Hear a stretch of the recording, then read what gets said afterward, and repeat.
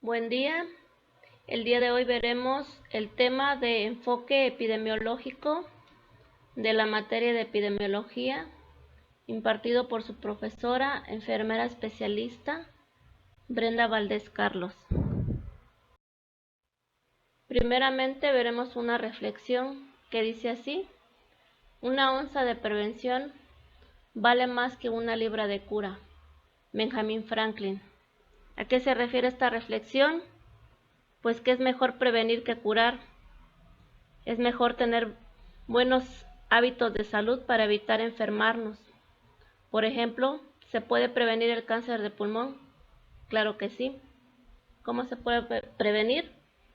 Pues dejando de fumar, si es un fumador habitual o social, mantener una dieta equilibrada y hacer ejercicio con frecuencia. No es un proceso complicado. No lo es si se compara pues con el tratamiento que pasan los afectados por cáncer de pulmón.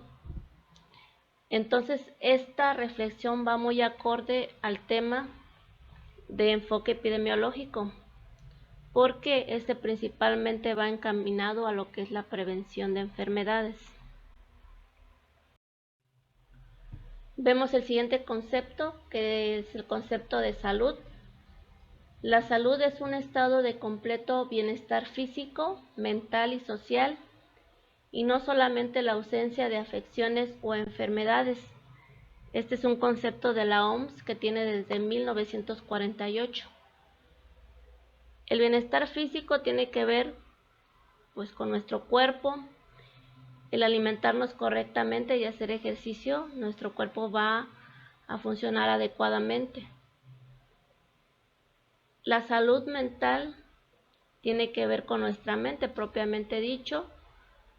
Aquí vemos en la imagen unos tips para una buena salud mental: ejercitarse, disfrutar de paseos con la familia y amigos, dormir 8 horas al día, hablar de los sentimientos con alguien de confianza, buscar ayuda profesional si se necesita, si tenemos alguna depresión, ansiedad, etcétera, estrés, no sé, comer sanamente y también el bienestar social, cómo nosotros nos relacionamos con otras personas. Tenemos que tener amistades y vínculos con otras personas y eso es un bienestar social. Vemos ahora sí lo que es el enfoque epidemiológico. La epidemiología tiene su origen desde 400 años antes de Cristo. Con Hipócrates, pues este consideraba que los factores ambientales podían influir en la aparición de la enfermedad. En el año de 1662, John Crow, pionero de la estadística médica, se refería a patrones de nacimiento, muerte y ocurrencia de enfermedad. Su relación con ser hombre o mujer, vivir en un área rural o urbana, la alta mortalidad infantil y la influencia de las variantes estacionales tenían que ver mucho con la aparición de una enfermedad. Posteriormente, John Snow, conocido actualmente como el padre de la epidemiología de campo, este hizo estudios epidemiológicos de amplia gama de investigaciones de diversos procesos químicos, físicos, biológicos, sociológicos y políticos. Los estudios de casos y controles fueron empíricamente empleados por John Snow en el siglo XIX. Durante sus investigaciones se hicieron ver las causas de la epidemia del cólera, cuando comparó casos y no casos en cuanto a lugar de residencia y fuente de agua potable. Vemos ahí en el dibujo, él fue comparando los casos de mortalidad, identificó que las aguas donde se servían para ingerir la agua de la comunidad, pues estaba contaminada por esta bacteria que causaba el cólera. Posteriormente, pues al identificar estas aguas hizo medidas para prevenir más infecciones. Los estudios de casos y controles tuvieron que ver mucho con esto. Aquí empezó con el cólera. Este tipo de diseño también fue utilizado por Lynn Clayton en 1926 en un reporte sobre factores reproductivos de cáncer de mama. Sin embargo, es hasta los años 50 cuando se identifica como un diseño epidemiológico específico. En los trabajos reportados por Corfield, Mantel y Hersten, estos autores proporcionaron las primeras bases metodológicas y estadísticas para su aplicación y análisis. Finalmente, en los años 60, Miendin establece concepción moderna del tipo de estudios, presentando las bases teóricas que establecen la estrecha relación que existe entre el tipo de diseño y los estudios tradicionales de corte. Con estos antecedentes es posible afirmar que la información derivada de diferentes estudios de casos y controles han sido notoriamente útiles para modificar políticas de salud y avanzar en el conocimiento médico. Vemos también aquí en enfoque epidemiológico los factores de riesgo y los daños a la salud. ¿Cuáles son los factores? Tenemos aquí un ejemplo de factores de riesgo. Podría ser de una persona la pobreza, el analfabetismo de la madre, nutrición deficiente, enfermedades recurrentes. ¿Qué pasa si tiene esto la mujer embarazada? Pues el bebé tiene un bajo peso al nacer. Posteriormente, ¿cuál es otro factor?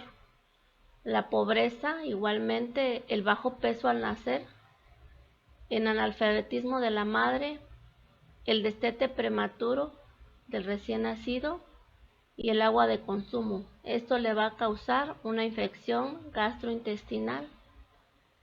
Ya posteriormente, igual la pobreza, el peso bajo al nacer, la infección gastrointestinal, el analfabetismo de la madre y la deshidratación tardía causan la muerte de este niño.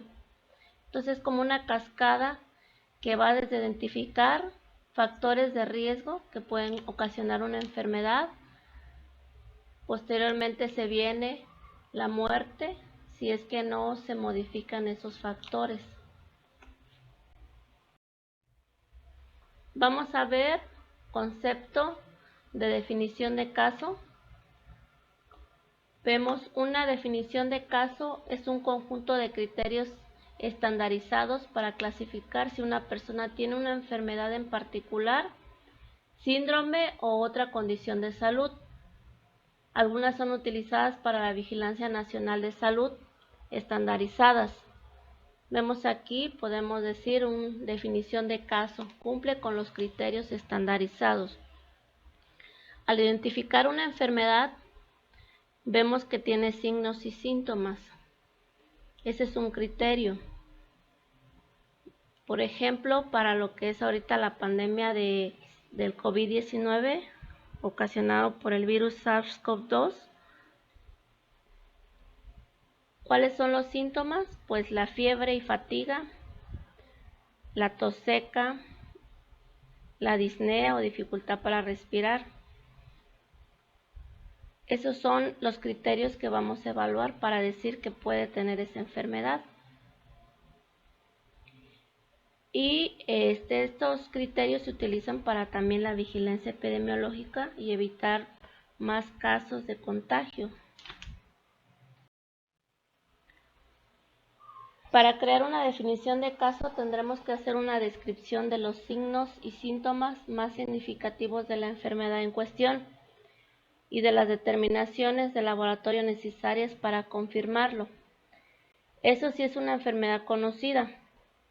Si la enfermedad es desconocida, podemos elaborar un cuadro sindrótico general que luego, a medida que conozcamos más de la misma, se irá modificando para ajustarlo a la evidencia científica. ¿Qué es un cuadro sindrómico? Bueno, el diagnóstico sindrómico es una agrupación amplia de patógenos probables enfocados con un síntoma dentro de una sola prueba rápida y maximiza la probabilidad de obtener la respuesta correcta en un periodo de tiempo clínicamente relevante. Entonces son varios síntomas que se parecen pero que no son los mismos. Aquí tenemos un ejemplo. Las enfermedades respiratorias son muchas. Ahorita con la pandemia vemos que vamos a hacer un diagnóstico diferencial entre todas las enfermedades respiratorias que existen. ¿Cuáles son algunas de ellas? Pues la gripa, la infección respiratoria aguda, el resfriado común, la influenza, amigdalitis, rinofaringitis, asma, bronquitis, neumonía, otitis, tuberculosis. Todas estas se tienen que diferenciar de lo que ahorita tenemos como pandemia. Entonces hay que hacer un diagnóstico diferencial. Vemos aquí otras enfermedades exantemáticas que se pueden confundir, pero que son específicas, cada una de ellas no son iguales. Vemos la escarlatina, la varicela, la rubiola y el sarampión. Son parecidas, pero no es lo mismo. Entonces tendremos una descripción de signos y síntomas más significativos. ¿Cuáles son, en caso de las enfermedades respiratorias, más significativos del SARS-CoV-2? La tos seca, fiebre mayor de 38 grados, la dificultad para respirar, lo que le llamamos disnea, y tos seca. Entonces a eso se le crea una definición de caso. Veamos, ante cada situación, investigación, conviene definir qué es lo que vamos a considerar como caso. Así todas las personas que participan en la investigación dispondrán de los mismos criterios en el momento de asignar a las personas investigadas. Entonces tenemos que estandarizar todo la sintomatología para decir que es un caso. Si refiere a algún síntoma o signo, entonces se descarta ese caso, no es un caso de estudio, sino que ya es un caso descartado. Definiciones de caso. Hay una definición que es caso: individuo en que se sospecha, presume o confirma que padece una enfermedad o evento de interés epidemiológico. Entonces esa es la definición de lo que es un caso: se sospecha, se presume o se confirma de ese caso, pero de interés epidemiológico. Caso nuevo: al enfermo en que se establece un diagnóstico por primera vez. Caso sospechoso: paciente que cumple con la definición de caso. Acuérdense cuál es la definición de caso: que tenga signos o síntomas propiamente ya estandarizados de la enfermedad, que se puedan diferenciar de otros signos y síntomas de otra enfermedad. Caso probable: aquel que se ajusta a la definición de caso y refiere contacto con un caso confirmado o proviene de una zona o territorio en el que existen casos de enfermedad. Entonces, si la persona estuvo en contacto con una persona enferma en un lugar donde hay muchos casos ya confirmados, estamos hablando de un caso probable y aparte tiene la sintomatología clínica. Caso confirmado: el que cumpla con la definición de caso y haya sido confirmado por el laboratorio, por pruebas de laboratorio. En las enfermedades infecciosas también conviene definir el antecedente de contacto con un caso confirmado. Entonces a eso vemos las definiciones de lo que es caso. Y ahorita vamos a explicar más a fondo estas definiciones. Un ejemplo les voy a poner sobre la pandemia que vivimos ahorita, que es el COVID-19, que es la infección por el virus del SARS-CoV-2. ¿Qué es un caso sospechoso en lo que es la pandemia? Un caso sospechoso son los datos clínicos. ¿Cuáles son los datos clínicos? los signos y síntomas que tiene la enfermedad. ¿Cuáles son los principales? Principalmente fiebre mayor de 38 grados, tos seca, dificultad para respirar o disnea. Puede haber mialgias, artrialgias. Algunos otros casos puede haber diarrea y vómito, pérdida del olfato y del gusto. Entonces, esos son los datos clínicos. Los datos de exposición, que estuvo expuesto con un caso confirmado de COVID-19. Cuando estábamos en la etapa 1 de esta pandemia, veíamos que los casos sospechosos eran los que viajaban a otros países donde había casos ya confirmados de la enfermedad. Pero ahorita, como ya se expandió en todos los estados y en las comunidades, cualquier persona que tenga la sintomatología de COVID-19 tiene datos de exposición al virus. Los datos de exposición va de 1 a 14 días. Entonces hablaremos en ese entonces que es un caso sospechoso de COVID-19. Otra definición, caso confirmado. Cuando ya es un caso confirmado, aparte de los síntomas ya propiamente de la enfermedad y de la exposición que tuvo esa persona, se confirma mediante una prueba viral de ARN, que se llama la reacción de cadena de la polimerasa reverso transcriptasa, que se pone como abreviatura RT-PCR, que es de secuenciación de partículas virales. Entonces, si la persona tiene los datos clínicos, la exposición y aparte la prueba que sale positiva para COVID-19, estamos hablando de un caso confirmado de COVID-19. Otra definición es caso descartado. El caso descartado se hace un diagnóstico diferencial. ¿Cómo se hace el diagnóstico diferencial? Como les comenté anteriormente, se va a diferenciar de una simple gripe, de una neumonía, de una rinofaringitis, etc. Y se va a descartar igualmente con la prueba para confirmar si es COVID o no es COVID. Con la prueba y con la sintomatología de la enfermedad se va a hacer el diagnóstico diferencial y se va a descartar ese caso. Entonces es un caso descartado de que tenga esa enfermedad. El enfoque sistémico tiene que ver con la cuenta de los casos o eventos de salud y los describe en términos de tiempo, lugar y persona. Como les comenté anteriormente en otra ponencia, tenemos que ver esos términos. El tiempo, cuándo está sucediendo. En el caso de esta pandemia, pues en el momento actual. El espacio donde, pues en todo el mundo está sucediendo esta pandemia. Y la persona, ¿quiénes son los más afectados?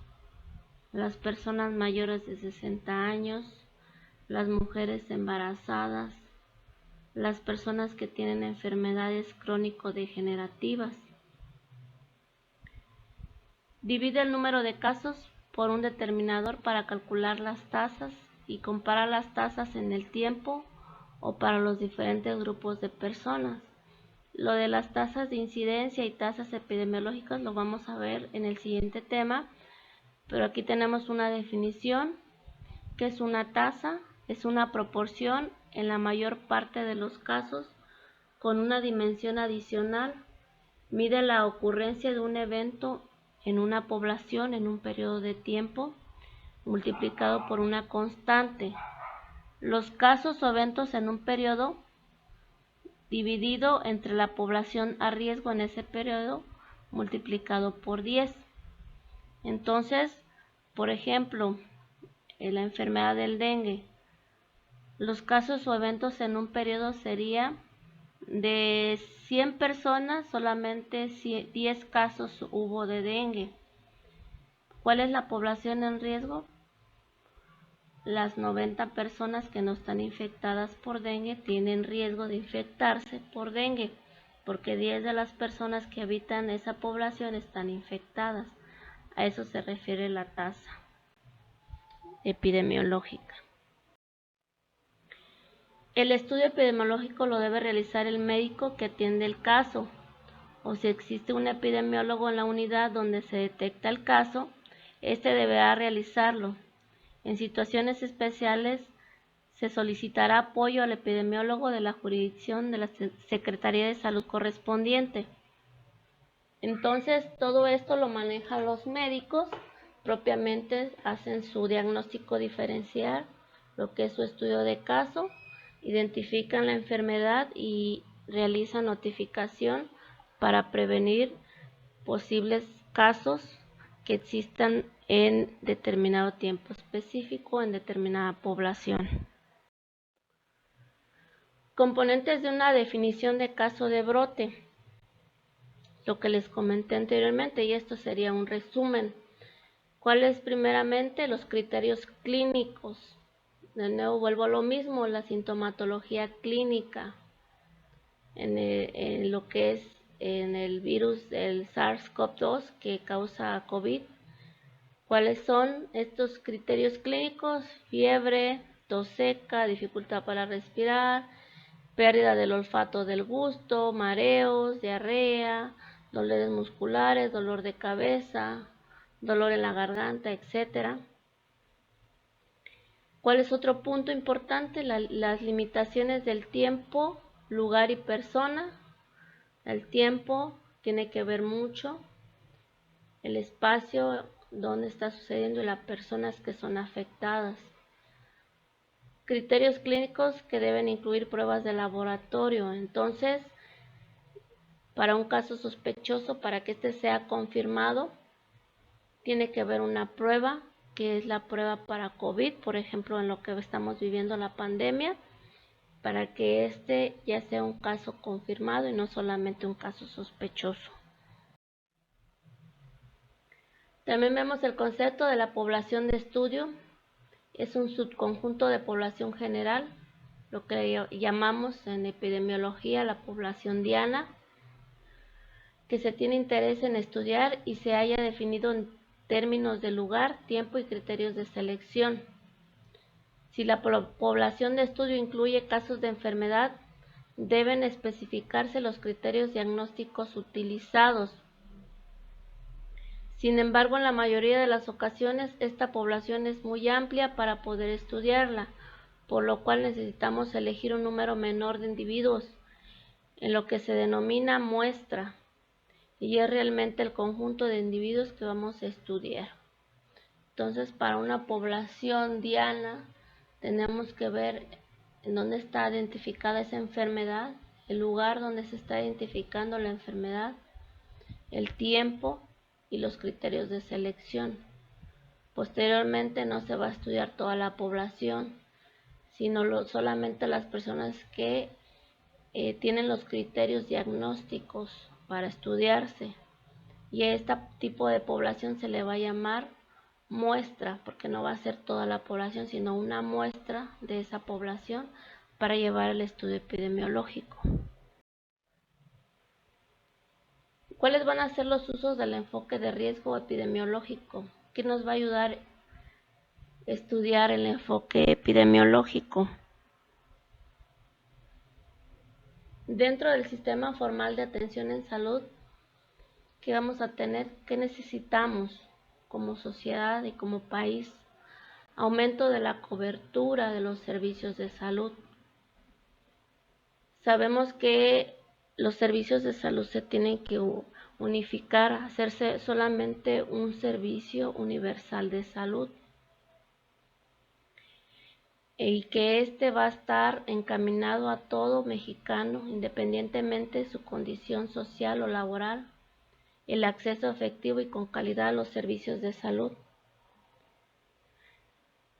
Vemos también lo que vemos el diseño, un modelo de salud homogéneo que propicie la unificación, integrando funcionalmente las instituciones, fortaleciendo la Rectoría de la Secretaría de Salud, promoviendo un uso eficiente de los recursos disponibles, fortaleciendo la transparencia de la rendición de cuentas, atención continua e integral de los trabajadores, sin importar su condición personal. Entonces a eso se refiere el aumento de la cobertura de lo que es el Sistema Nacional de Salud.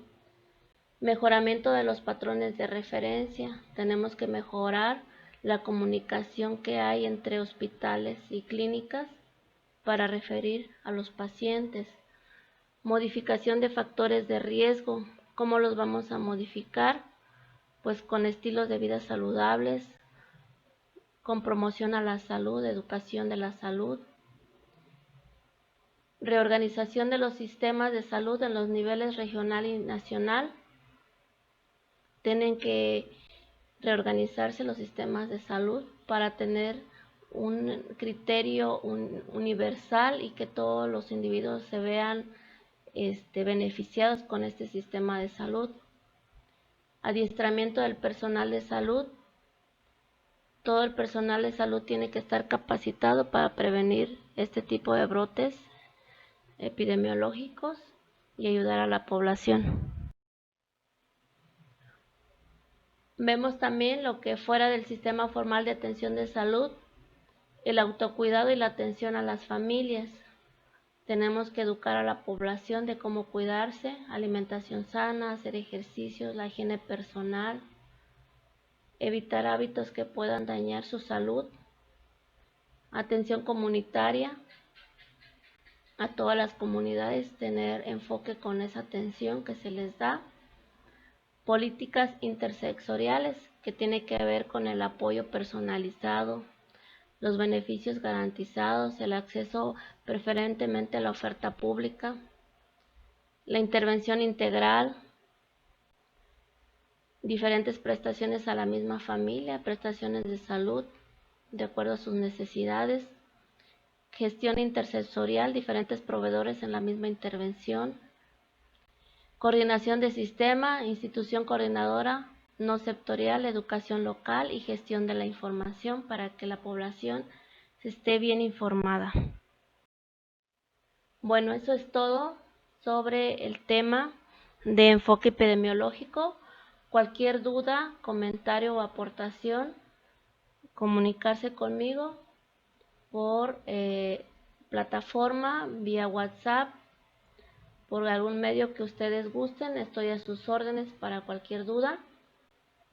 Que tengan un excelente día.